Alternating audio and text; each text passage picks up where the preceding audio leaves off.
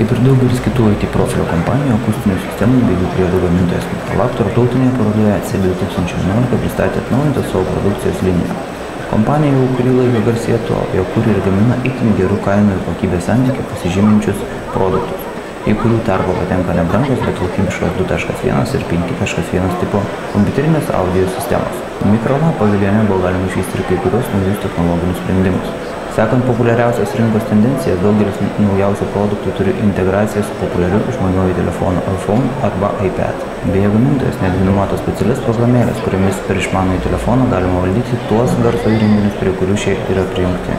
Iš originalesnių produktų tarpo galima paminėti planšetinį kompiuterių stovą Giraffe, kurio konstrukcija yra integruota 2.1 garsiakalbių sistema.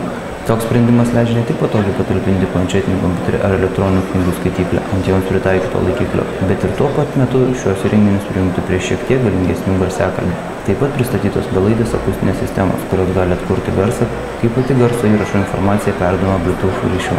Vienas tokios sistemos pavyzdžių yra 25 W galios garso kolonėlės Ailesa, turinčios integruotą stiprintuvą ir skaitmeninį garso apdorojimo modulį. O pačiu belaidžiu Bluetooth ryšiu jas galima sujungti su bet kuriuo minėtąją ryšio technologiją palaikančiu grotuvu. Beje, sprendžiant pagal dabartinės vartotojų nuotaikas, galima prognozuoti, jog fizinių laidų nenaudojančios garsiakalbių sistemos artimiausioje ateityje turėtų sparčiai populiarėti.